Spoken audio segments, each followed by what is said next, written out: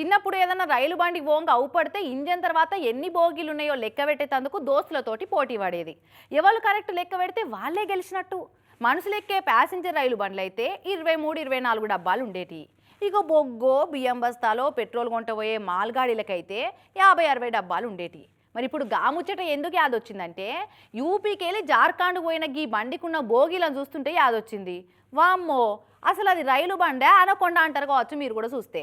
మామూలుగా మాల్గాడి అంటే ఓ 50, 60 డబ్బాలుంటాయి. కానీ మీరు చూస్తున్న ఈ బొగ్గులోడు కొంటబోతున్న మాల్గాడికి ఎన్ని డబ్బాలు ఉన్నాయో తెలుసా? 354. అవు బరాబరే విన్నారు, అక్షరాల 354 బోగిల బొగ్గులోడు మాల్గాడే ఇది. ఇక చూడు ఎంత పొడుగుందో. మొత్తం 4.5 కిలోమీటర్ల పొడుగున్న ఈ బండి లోడును గుంజేతందుకు 7 ఇంజన్లను కట్టిరట రైల్వే అధికారులు. ఇక చూడు ఇంజన్లు ఒకటెనుకోటి ఎట్లా వస్తున్నాయో.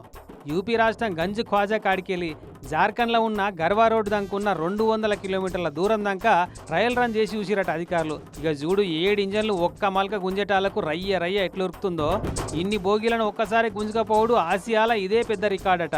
అన్నట్టు మాల్గాడీలకు పేర్లు పెట్టుడు ఇదివరకు ఉందో లేదో గానీ ఈ బండికి రుద్రాస్త్ర అని పేరు పెట్టి రైల్వే శాఖోళ్ళు. ఈ ట్రయల్ రన్ కనుక సక్సెస్ అయితే ఆ రుద్రాస్త్ర పేరు మీద ఒక్క మల్కల్నే ఎక్కువ మాల్ కొంటపోయే సరుకు రవాణా మాల్గాడీలకు ఇదే పేరు పెట్టి నడిపిద్దామని చూస్తున్నారట. కానీ బండి ఇట్లా పోతుంటే దగ్గర నిలబడి ఎన్ని బోగిలున్నాయో లెక్క పెడితే మాత్రం కళ్ళు తిరిగి చక్కెరొచ్చుడు గ్యారంటీ కావచ్చు.